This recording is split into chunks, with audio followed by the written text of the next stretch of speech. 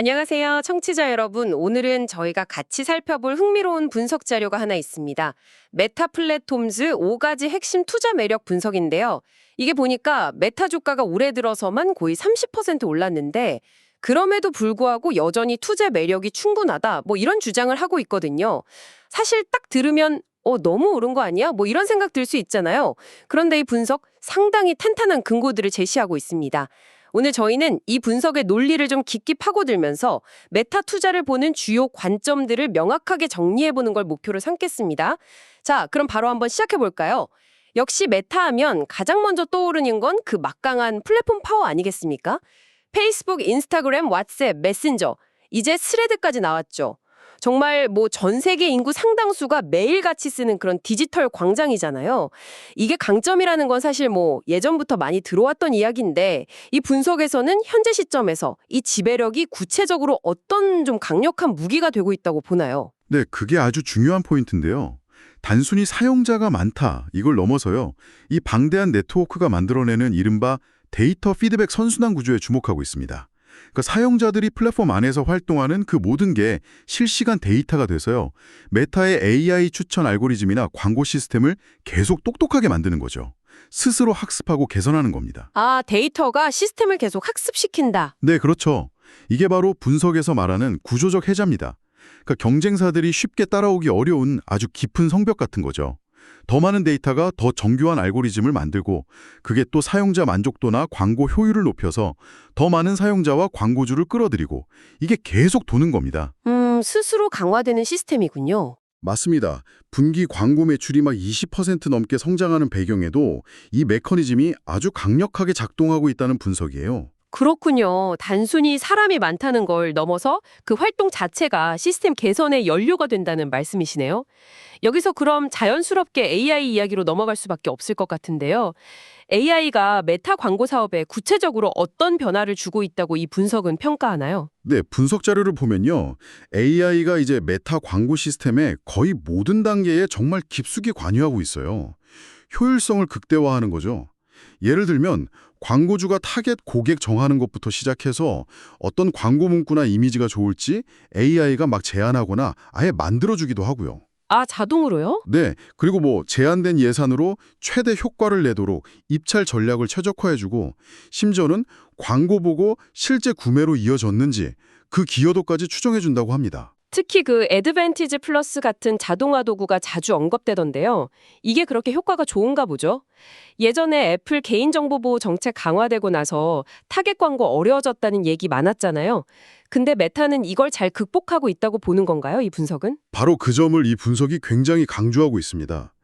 애드밴티지 플러스 같은 도구는 광고주가 복잡한 설정 일일이 신경 안 써도 AI가 알아서 최적의 조합을 찾아서 광고를 돌려주는 건데요.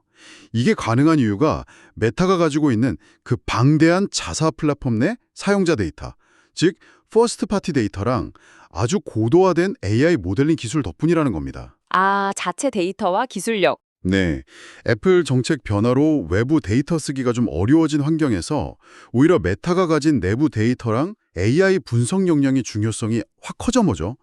그래서 이게 경쟁사 대비 광고 효율성, 그러니까 ROAS 격차를 유지하거나 오히려 더 벌리는 핵심 동력이 되고 있다. 이렇게 보고 있습니다. 분석에서는 이걸 위기를 기회로 바꾼 AI 역량 이렇게 평가하더라고요. 위기를 기회로 바꿨다. 그거 흥미로운 관점이네요. 근데 이런 강력한 AI 역량을 계속 유지하고 발전시키려면 결국은 사람이 중요하지 않겠습니까? 자료에서 올스타 AI 인재 드라이브 이런 표현까지 썼던데 이건 그냥 연봉 많이 준다 이런 차원을 넘어서는 뭔가 좀 특별한 전략이 있다는 뜻으로 읽히는데요. 맞습니다. 분석가는 메타가 단순히 높은 보상 이것뿐만 아니라 연구의 자율성이라든지 아니면 막대한 컴퓨팅 자원에 접근할 수 있는 기회 그리고 또 자기 연구가 수십억 명에게 영향을 미칠 수 있다는 그런 비전 같은 걸 제시하면서 전 세계 최고 수준의 AI 인재들을 정말 공격적으로 영입하고 있다고 평가해요. 그냥 돈만 주는 게 아니군요. 네, 이게 단순히 그냥 사람 뽑는 차원을 넘어서 AI 모델 개발부터 인프라 구축, 그리고 실제 제품 적용까지 이어지는 전체 AI 가치사슬 자체를 내재화하려는 전략으로 보입니다. AI 가치사슬 내재화. 조금만 더 구체적으로 설명해 주실 수 있을까요? 예를 들면 이런 겁니다. 자체적으로 초고대 AI 모델을 개발하고 이걸 훈련시킬 수 있는 대규모 데이터 센터에 막대한 투자를 하잖아요. 그리고 또 자체 개발한 라마 모델을 오픈소스로 공개해서 외부 개발자들이랑 같이 생태계를 막 키우는 전략도 쓰고요. 아, 라마 오픈소스. 네네. 인스타그램 같은 서비스에 AI 비서나 콘텐츠 창작 도구 형태로 되게 빠르게 통합시키는 시도 같은 거예요. 이 분석은 이 모든 활동이 결국 최고의 인재, 그리고 방대한 데이터, 마지막으로 강력한 컴퓨팅 파워, 이 세 가지 핵심 요소를 먼저 딱 잡고 유기적으로 연결해서 차세대 AI 경쟁에서 정말 누구도 넘보기 힘든 그런 강력한 입지를 만들려는 큰 그림의 일부다, 이렇게 해석하고 있습니다. 와, 듣고 보니 정말 체계적인데요.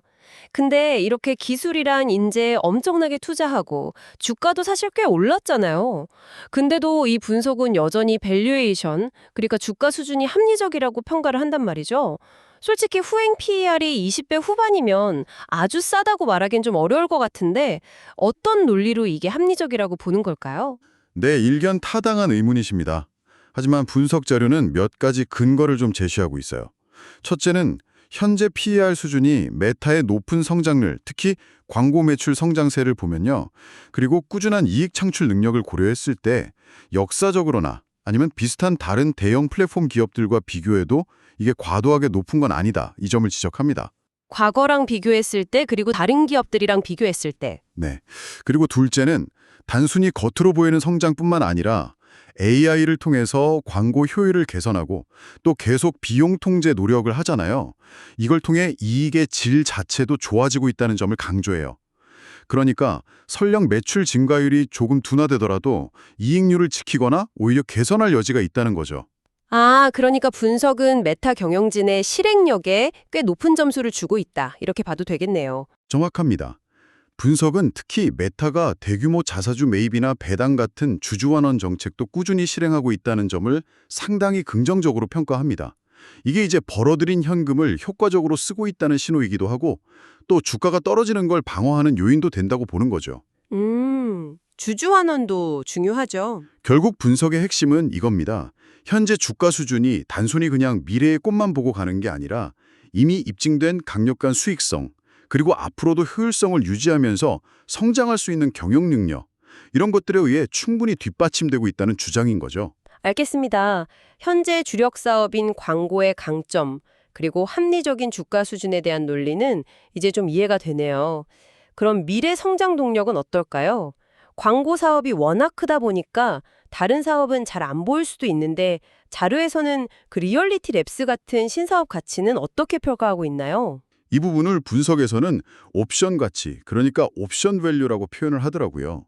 현재로서는 메타의 주가나 실적 전망에 리얼리티 랩스 같은 신사업 부문의 기여도가 그렇게 크게 반영되어 있지는 않다는 좀 보수적인 시각이 일반적이라는 점은 인정을 합니다.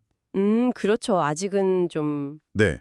그러니까 지금 당장의 가치보다는 미래의 어떤 가능성에 좀 더 가깝다는 거죠. 가능성이라고 하면 약간 막연하게 들리기도 하는데 구체적으로 어떤 시나리오를 좀 염두에 두고 옵션으로서 가치가 있다고 보는 건가요? 분석은 몇 가지 구체적인 시나리오를 제시하는데요. 예를 들어서 AI 비서 기능이 아주 자연스럽게 통합된 스마트 안경 같은 게 우리 일상적인 기기로 자리를 잡는다거나 혹은 스마트폰 없이도 기기 자체에서 강력한 AI 기능이 돌아가는 온디바이스 AI 에이전트, 이런 게 대중화되는 경우로 상상해 볼 수 있겠죠. 스마트 안경이나 온디바이스 AI, 네. 또 메타 플랫폼을 통해서 실시간 다국어 번역 서비스라든지 아니면 개인 맞춤형 요리 코칭 같은 좀 실용적인 유료 서비스가 활성화될 수도 있고요. 만약에 이런 시나리오 중에 하나라도 딱 현실화돼서 사용자들이 막 열광하는 그런 임계점을 넘는다면 네. 그때는 메타가 현재 광고 중심 수익 모델을 넘어서는 거죠. 하드웨어 판매랑 구독 서비스를 결합한 아주 새로운 거대 시장을 열 수도 있다는 겁니다. 아, 광고 말고 새로운 시장. 그렇죠.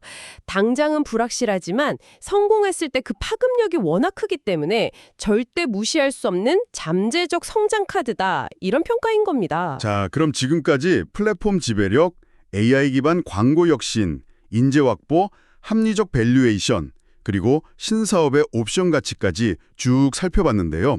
이 분석이 강조하는 메타의 핵심 성장 동력 메커니즘을 다시 한번 좀 정리해 볼 수 있을까요? 뭐랄까, 엔진의 각 부품들이 어떻게 딱 맞물려서 돌아가는지 설명하듯이 말이죠. 네, 좋습니다. 이 분석이 강조하는 핵심 성장 엔진의 작동 원리는 크게 네 가지 축으로 요약해 볼 수 있어요.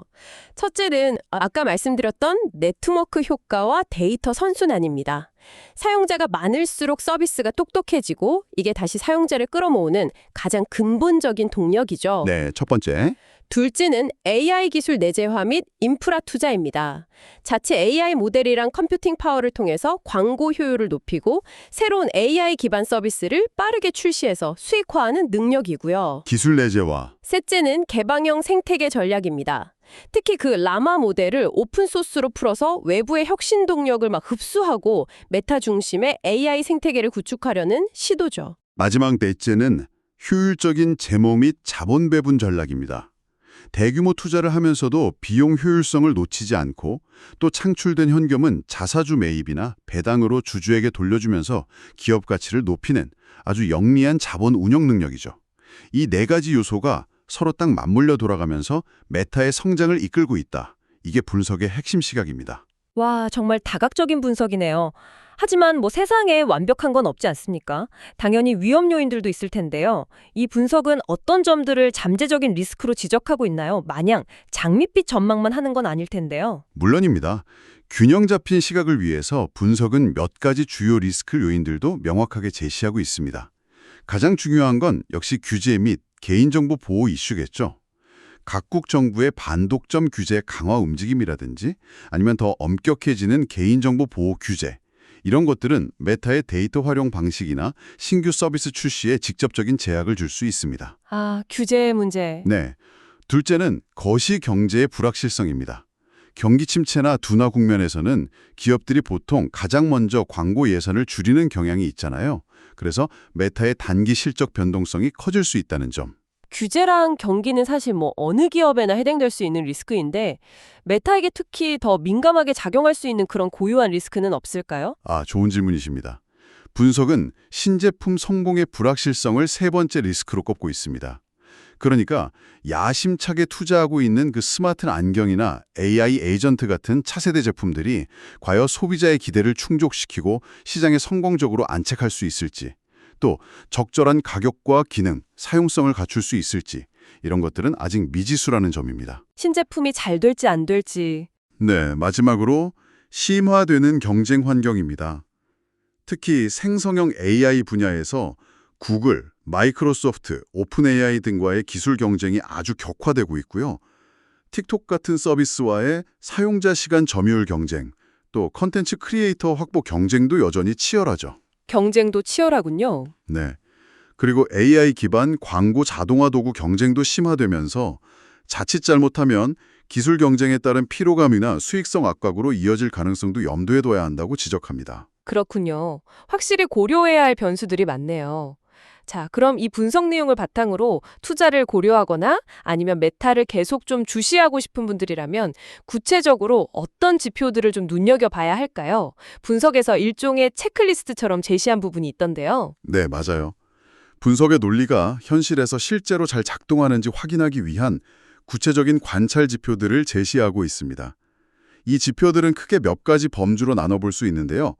우선 광고 사업의 건강 상태를 보여주는 지표들이 있겠죠? 예를 들어서 광고를 통한 실제 구매 전환율이 개선되고 있는지, 아니면 애드밴티지 플러스 같은 자동화 도구를 쓰는 광고주 비중이 늘고 있는지, 또 광고 단가, CPM이나 노출수, 임프레션 추이는 어떤지 등을 꾸준히 봐야 합니다. 광고 전환율, 자동화 도구 사용률. 네. 다음으로는 사용자 참여 및 만족도 관련 지표입니다. 릴스 같은 숏폼 콘텐츠 시청 시간이 계속 늘어나는지, 사용자들이 추천 콘텐츠에 대해 얼마나 만족하는지, 관련 서베이 결과 같은 걸 볼 수 있겠죠? 핵심 크리에이터들이 플랫폼에 만족하면서 계속 활동하는지 등을 살펴야 하고요.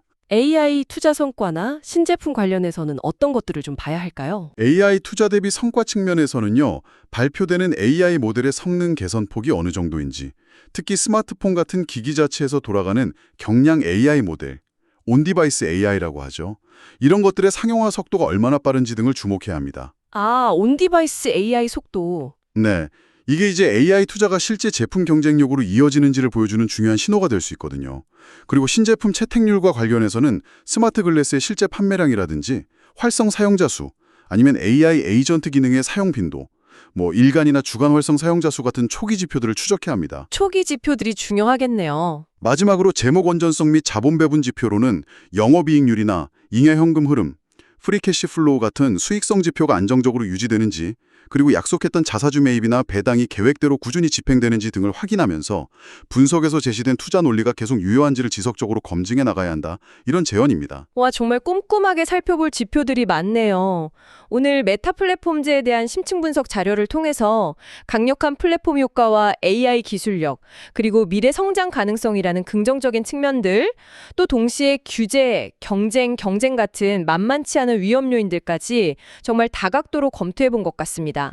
결국 이 모든 걸 종합적으로 판단해야 하는 거겠죠? 그렇습니다. 이 분석의 결론은 메타가 현재 압도적인 네트워크 효과와 AI 기술 내재화라는 아주 강력한 무기를 가지고 있고, 주가 수준도 성장성 대비 합리적인 구간에 있으며, 또 신규 사업을 통한 미래 성장 옵션까지 가지고 있는, 그러니까 여러 매력적인 요소가 복합된 좀 드문 사례라는 점을 강조합니다. 드문 사례다. 네.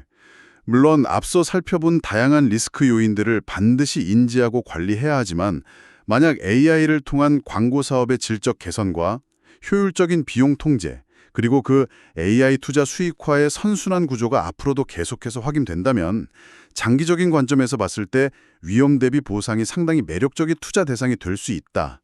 이런 시각을 제시하고 있습니다. 현재의 강점과 미래의 가능성, 그리고 그 사이에 놓인 위험 요인들까지 정말 입체적으로 분석해 볼 필요가 있겠네요. 마지막으로요. 이 분석 내용을 곱씹어 보면서 청취자 여러분과 함께 좀 더 깊이 생각해 볼 만한 질문 하나를 던져보고 싶습니다. 분석에서 언급된 것처럼 메타가 지금 집중하고 있는 그 AI 에이전트나 스마트 글래스 같은 것들이 정말 우리의 일상생활 속에 깊숙이 자리를 잡게 된다면 우리가 정보를 검색하고 세상을 인식하고 서로 소통하는 방식은 근본적으로 어떻게 변하게 될까요? 아, 근본적인 변화. 네. 어쩌면 지금 우리가 검색한다는 행위 자체가 좀 무의미해질 수도 있고, 스마트 안경을 통해서 보는 현실이 개인마다 다르게 필터링 될 수도 있겠죠. 이런 변화 속에서 우리가 미처 예상하지 못한 어떤 새로운 형태의 기회가 생길지, 혹은 반대로 어떤 사회적 의존성이나 윤리적 문제가 나타날지, 이런 걸 상상해보는 것도 이 분석을 더 깊이 이해하는 데 도움이 될 것 같습니다. 네, 정말 흥미로우면서도 깊이 고민해 볼 만한 질문인 것 같습니다. 오늘 메타 분석 자료를 통해 많은 것을 배우고 생각할 수 있는 시간이었습니다. 함께해 주신 청취자 여러분, 감사합니다. 다음 시간에 더욱 유익하고 흥미로운 내용으로 다시 찾아뵙겠습니다.